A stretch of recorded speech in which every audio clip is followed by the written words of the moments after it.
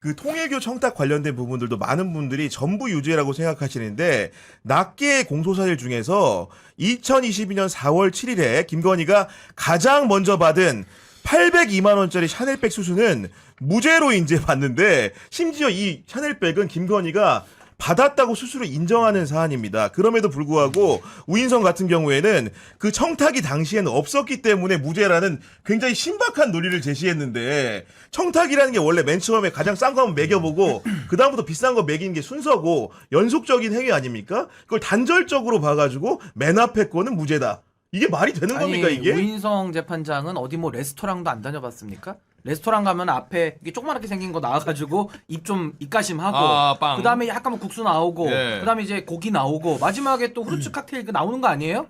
그러니까 뇌물로 치면은 맛보기식으로 이제 계속 야금야금 먹여가지고 사실상 포괄 뇌물로 봐야 되는 거죠. 근데 이걸 가지고 딱 끊어가지고 앞에 거는 무죄, 뭐 뒤에 건 유죄. 그러니까 논리 자체가 지금 말이 성립이 되질 않고 이 알선수재도 마찬가지예요. 아까 제가 그 명태균 사건과 마찬가지로 이것도 알선수재로 끊어줄 게 아니라 윤석열과 뇌물 공범으로 봐야 되는 거거든요, 사실은. 맞아요. 근데 이것도 지금 법리를 딱 김건희 선에서 끊어가지고 상당히 김건희에게 유리한 식의 맞춤형 판결을 해줬기 때문에 저는 뭐 이건 수긍할 수 없는 논리적으로 모순이 아주 수두룩빽빽하다라는 생각이 듭니다. 그리고 봉지욱 선배 잘 아시겠지만은 예를 들면 대통령의 부인, 영부인과 통화를 할 수 있을 만한 사람이라고 한다면 어떤 사람이라고 봐야 되는 겁니까 우리가? 그러게요. 그런 부분에 대해서 이제 이렇게 얘기를 했죠. 명태균, 그러니까 김영선 공천에 대해서도 김건희, 윤석열이 당선인 신분인데 해주기로 했으면 끝난 건데 그렇지. 굳이 거기다가 여러 사람한테 연락을 할 필요가 없는 거 아니냐. 따라서 이것은 국민의힘 공천관리위원회에서 정당한 투표에 의해서 공천이 된 것이다. 이렇게 그것도 보인다예요. 확정적인 근데 그 주장도 아니고. 오죽하면 이 사건 관계에 있는 홍준표 전 시장이 정치판을 모른 판결이라고 얘기를 하고 있어요. 이것도 되게 웃기지 않아요? 너무 웃깁니다. 본인도 지금 명태균 공짜 여론조사 받아서 수사받아야 될 분이 판결에 대해서 비판을 하잖아요. 오죽하면 이 논리면 본인은 무죄야. 아니 그러니까 이 논리는 무죄인데도 불구하고 이 판결을 비판하고 있어요. 아니, 얼마나 잘못된 양심이 거냐. 낫네요, 우인성 판사 양심보다는. 살짝 더 낫네, 홍준표. 아니 그러니까 명태균 같은 경우에도 김건희랑 그렇게 소통을 한 거고 통일교 청탁의 당사자라고 할 수 있는 윤영호 전 세계본부장도 2022년 3월 30일 아까 말했던 첫 번째 샤넬백을 주기 전에 김건희랑 통화를 했고 그런 사실을 우인성도 인식을 하고 있습니다. 그 내용을 가지고 우인성 어떻게 무죄를 때리느냐. 2022년 3월 30일 김건희가 윤영호에게 대선을 도와줘서 고맙다는 취지로 전화통화를 했으나 이거는 의례적인 표현이고 그 대화 내용 중에 청탁이라고 볼 만한 것이 없다. 가방을 수수할 당시까지도 청탁이라고 볼 만한 것이 없어서 이를 전제로 해서 알선 명목으로 금품을 받는 것이라고 볼 수 없다라는 정말 해괴망측한 논리를 갖고 옵니다. 지금. 아니, 그러니까 제가 이제 우인성 재판장 제 앞에 있으면 물어볼 게 딱 두 개예요. 아니 그러면은 그 권성동과 윤영호는 왜 그러냐, 계약서 썼냐 한번 물어보고 싶고 두 번째는 최순실은 그러면 저 재심 어떻게 할 거냐 한번 상의를 좀 하고 싶어요. 거기다가 과거에 그 국정농단 사례 때 이제 지갑 공동체론을 처음 경제 공동체 만들지 않습니까? 그때 박근혜를 뇌물로 갈 때 최순실하고는 이제 지갑 공동체로 묶었고요. 이재용 회장하고는 둘이 묵시적 청탁 개념을 만들었어요. 묵시적으로 이제 눈빛 딱 보고 서로 알죠? 이러고서 들어갔거든요. 그럼 그 논리를 그대로 이 사건에 놓으면 아니 김건희한테 명시적으로 청탁 안 했으니까 뭐 이거는 알선수재로 볼 수 없는 금품이다, 정당하다. 그게 아까 제가 얘기한 이철규 얘기랑 똑같은 거예요. 대통령 기록물이다. 차라리 그게 더 논리적이지 상대적으로. 그러니까 저는 이 우인성 재판장이 그러니까 이런 식의 재판을 하는 사람이 지금도 서울중앙지법에서 이 형사재판을 맡고 있다라는 게 이건 너무 지금 심각한 문제다라는 생각이 전 들어요. 저는 개인적으로 근데 여기서 좀 문제의식을 가져야 된다라고 보는 게 김건희가 윤영호한테 대선을 도와줘서 고맙다라는 취지를 그렇지. 이건 인정하는 거잖아요. 근데 이게 그냥 넘어갈 게 아니라 윤영호가 무슨 개인도 아니고 통일교의 2인자로서 활동을 하던 사람에게 영부인이 된 사람이 대선을 도와줘서 이게 고맙다. 정확한 포인트야. 그럼 여기서 문제의식을 가지고 출발해야 되는데 근데 없어, 그게. 그게 더 이상한 게 뭔지 아세요? 대선을 도와줘서 고마우면 김건희가 윤영호한테 선물을 줘야지. 그렇지 그렇습니다. 근데 고마우니까. 받아버리잖아요. 근데 받아버리고 앞단에서 권성동이 1억 원 받은 것도 이 사건과 분명히 연결성이 있어 보이는데 본인이 권성동에 대해서는 징역 2년, 정교 유착이 그렇죠. 맞다라고 선고를 한 다음에 사기 모순이야 이거 보니까. 불과 한 달 전에 있었던 일은 유죄. 대선 끝나고 3월 30일에 있었던 것은 4월 샤넬백은 무죄 이렇게 되는 거잖아요. 그러니까요. 그러니까 우인성 판사의 판결문 어제 이제 판결문 나와야 되겠습니다만 자기 안에서 이거 순환 논리에 오르요. 자기 안에서 계속 부딪혀요. 우인성과 우인성 굉장한 싸워요, 지금. 우인성과 우인성에 적은 우인성. 누가 이겨요? 우인성과 그러니까 우저구, 우정우. 준적준, 우저구. 아니, 자꾸 그러면 인성 나빠져요. 자꾸 스스로 싸우면. 이 내전이거든요. 지금 우인성 내전. 야 뭐 하는 정말로 겁니까, 그 자기 이게? 안의 모순이라는 것을 그러니까 스스로가 알고 났었는지 권성동 판결문을. 같은 경우는 아마 이제 항소심 이후 항소 이후에 보면 이런 거 있을 것 같아. 당연하죠. 야 김건희는 아무것도 무죄라고. 아니 그 최순실도 재심에 이거 그러니까. 복붙하면 돼요. 최순실도. 그렇지. 나 왜 10년 살렸냐 이거 하면 돼요. 최순실도. 자 우인성 부장판사, 우인성 재판부도 큰 잘못을 저지른 것으로 보이지만 그 앞단에 보면 도이치모터스 주가 조작 사건 같은 경우는 사실은 정상적으로 검찰이 운영이 됐다고 한다면은 여기까지도 올 것도 없었습니다. 사실 봉기욱 선배가 사실 뉴스타파 팀에서 오랜 기간 취재를 했는데 이 사건 연원을 올라가면 2020년에 민주당이 고발한 거예요. 그걸 이제서야 처분했는데 그것도 김건희 특검도 파견 나온 검사들이 그랬는지 뭐 했는지 모르겠지만 이런 엉뚱한 결론에 이르게 조력한 꼴이 됐습니다. 이제 우리가 다 잊어버렸는데 이걸 민주당 뭐 최강욱 등 뭐 최강욱 전 의원 등이 고발을 했잖아요. 뒤늦게 언론 보도 때문에 했잖아요. 근데 당시에는 최은순이 그렇게 많이 해먹은지를 몰랐대요. 아 고발할 때만 해도 고발장에 최은순이 빠진 거예요. 지금 김건희의 범죄 금액이 8억 1천만 원 정도 되잖아요. 도이치모터스 부당이득이. 근데 최은순은 훨씬 많습니다. 둘이 합쳐서 22억인가 그러니까. 그러잖아요. 최은순 한 13억 가량 돼요. 와. 그러니까 최은순은 빠진 상태로 지금 한 거잖아요. 야 이것도 사실은 되게 코미디 같은 일인데. 완전 코미디네. 코미디 같은 일인데 이제 뉴스타파에서 보도를 한 그 주요 취지는 뭐였냐면 주가 조작인 걸 알면서도 했다는 거. 인식에 대한 부분이었죠. 시세 조정 인식에 대한 네. 부분. 네. 인식에 대한 부분을 주로 다룬 것이고 다른 예를 들면 그렇다고 해서 2021년 대선 때 이게 불거져서 또 수사를 했잖아요. 그때 네. 1차 수사를 했잖아요. 1차 수사를 했을 때 나중에 법원에서 그 처벌받은 사람들은 소위 말하는 김건희와 같은 쩐주로 분류되는 사람들인데 이상하게도 김건희 같이 돈을 번 쩐주들은 그때 기소가 안 됐어요. 돈을 잃은 사람, 막 수억씩 잃은 사람들만 손해본 사람만 해가지고 맞아. 나중에 다 유죄가 됐어 그 맞아, 사람들이. 맞아. 왜 이렇게 가혹해? 이런 사람만 또 처벌. 근데 이번에도 그때 돈을 땄던 전주들 김건희만 그러니까 돈을 땄던 다른 전주도 있어요. 한 네. 두세 명 있는데 그 사람들은 또 기소가 안 됐어. 야 그런 논리라고 한다면 최순실이 재심 청구하는 것처럼 이런 사람들 유죄 받은 사람들 김건희 무죄 보면서 재심 청구하고 싶을 것 같은데. 그러니까 이거는 판사가 범죄를 단죄하는 게 아니라 지금 범죄를 비호하고 네. 조장하는 거예요. 아니 그러니까 오히려 주가 조작을 더 해. 더 이득을 받아? 그럼 넌 처벌 안 받을 거야. 아니 이런 해괴한 논리가 어디 있어요? 더 많이 이득을 보고 더 많이 개입한 사람은 더 엄벌해야 되죠. 그리고 그렇지. 권력 곁에서 최순실하고 아니 최순실이래. 또 거기 최은순. 최은순.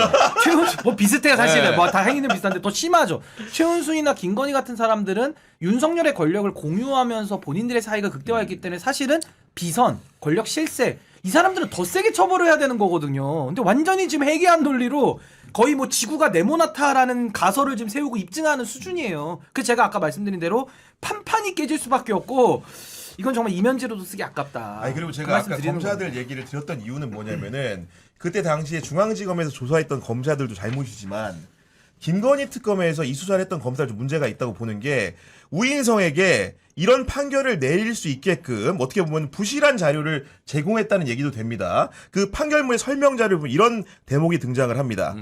시세 조종 세력 중 누구도 피고인에게 시세 조종에 관해 알려준 바가 없다고 진술하고 있고 피고인이 시세 조종에 있어서 어떤 역할을 수행했는지 관한 자료가 없다. 입증 책임은 누구한테 있는 겁니까? 검사에게 있는 거죠. 제대로 된 특검이라고 한다면은 전에 검찰과 다른 수사를 했다고 한다면은 이미 기소돼서 재판받은 분을 불러다가 어떻게 해서라도 김건희의 공범성을 입증하기 위한 진술을 받아냈어야 되는데 그런 진술이 없기 때문에 난 무죄를 쓴다는 얘기고 게다가 그게 없다라고 한다면은 객관적인 자료 증명자료를 제출해가지고 뭔가 뒷받침을 해야 되는데 우인성 내가 보기에는 니들이 낸 것 중에 그런 역할을 수행한 자료가 없다는 얘기를 하고 있는 겁니다 지금. 근데 그 자료가 없어도 네. 충분히 시세 조정 인식은 12시에 통정매매. 3,300원. 그렇죠. 네. 통정매매 한 50% 절반가량이 김건희 돈으로 이루어졌다며요. 다 나와 있잖아요. 지금. 맞아요. 그렇죠. 네. 근데 그걸 가지고 예를 들면 블랙펄 인베스트먼트의 수수료를 40% 비싸게 줬어. 비싸게 줬어. 야 공범이면 이렇게 비싸게 줄 리가 없어. 이런 인식을 공범이면 수수료를 작게 줘야지. 그리고 공범이면 블랙펄 인베스트먼트가 저가에 다 내다 팔 때 항의를 했다잖아요. 네. 김건희가 아, 공범인데 왜 항의를 해? 네. 이런 식으로 지금 본인이 해석해서 하는데 이거는 미래에셋증권의 녹음 파일 나왔을 때 김건희가 전화해서 뭐 수수료 어쩌고 저쩌고 할 때 윤석열 정권 도이치모터 수사팀 2차 수사팀이 그걸 덮었잖아요. 덮었던 것을 서울고검이 다시 이렇게 들여다보면서 수사해가지고. 미래에셋증권 녹음 파일이 뒤늦게 나왔잖아요. 이걸로 계속해서 공소 유지하고 기소를 한 건데 저는 그거 나왔을 때 끝났다고 생각했어요. 근데 저는 제가 이 말씀을 자꾸 드린 이유는 이건 제 뇌피셜입니다.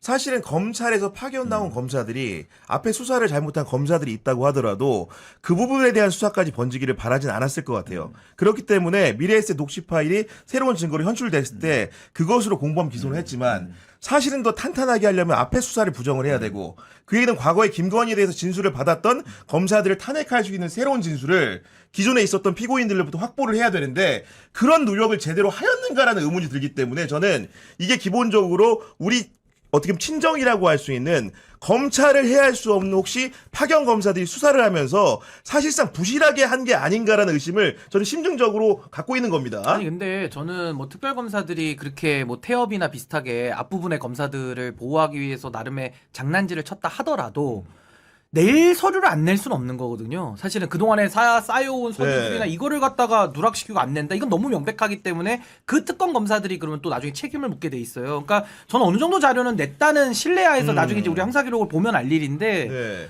문제는 뭐냐면은 아니 우인성 부장이 거의 이거는 그 소위 말해서 봐주기를 작정하고 하지 않으면 이런 판결을 쓸 수가 없단 말이에요. 그러니까 보통 판사들이 답을 정해놓고 쓰면 이런 문제가 나와요. 근데 원래는 절차대로 보면서 아니 원래는 그 공소장만 확인을 해가지고 아무런 편견 없이 재판을 시작하는 게 판사의 공정성 때문에 그렇잖아요. 그래서 그렇죠. 쭉 이제 보면서 아 이 사람은 유죄의 심증이 있구나 하면 유죄로 가는 거고 아니면 아닌 건데 저는 우인성 이번에 부장이 이 판결을 하면서 수혜를 얻은 집단이 딱 두 개가 있죠. 그게 어디냐? 검찰 조직과 국민의힘이에요. 두 집단은 이제 완전히 방어막 쉴드를 우인성 판결문으로 당분간은 이제 들고 다니면서 그렇죠. 이 쉴드를 칠 수 있거든요. 그러니까 저는 그런 생각에서는 사실 우인성이라는 사람은 윤석열이 내란이 성공했으면은 대법관에 쓸 사람이고 전 내란에 대한 인식도 한번 물어보고 싶어요. 우인성 판사한테 어떻게 생각하냐. 그러니까 그 정도로 의심이 된다는 거예요. 왜냐하면 너무 노골적으로 검찰 조직과 왜냐하면 여기서 유죄가 나와버리면은 그 다음 2차 종합특검에서 그 다음 수사 수수는 이 판결문 가지고 이제 검찰들 이제 부시러 가는 거거든요. 그리고 국민의힘도 사실은 명태균 관련해서 핵폭탄이 떨어지는 건데 이걸 지금 우인성 부장이 자기 몸 하나 던져가지고 헌신했구나. 내가 바보 되면서 네. 나도 판사지만 나도 바보야. 그래 윤영호 거 그래 모순 된다. 나 바보야. 이러고 있어요 지금. 그래서 그렇게까지 검찰 조직과 국민의힘을 비호하는 의도는 뭐냐. 저는 그 내란에 대한 인식까지도 우리가 좀 묻고 싶은 심정이에요 제가 볼 때. 정말로 그래서 어제 이제 그런 판결이 있었는데 오늘 하필이면 국민의힘이 지도부회의 최고위원회의에서 당원 게시판 의혹을 받는 한동훈 전 대표의 제명을 최종적으로 확정했습니다. 물론 이제 논리적 연계 관계가 있다라는 말씀은 아니지만은 그 제명 결정에 대해서는 봉juk 선배 어떻게 보셨습니까? 그러니까 우인성 1심 판결에 따르면 한동훈과 윤석열이 그렇게 싸울 필요도 없었네요. 무죄 나올 거.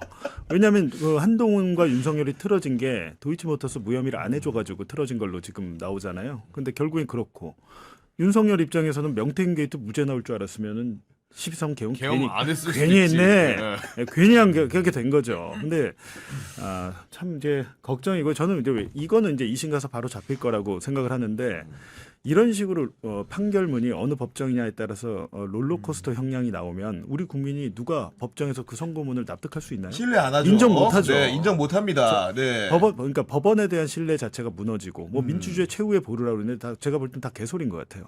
그러니까요. 저도 예전에 그런 생각을 했는데 조희대 대법원장이 하는 짓을 보고 나서는 전 법원에 대한 신뢰하지 않고 제가 재판을 받고 있잖아요. 맞아요. 네. 백대현 부장판사한테 받고 있는데 그래요? 그나마 다행이다.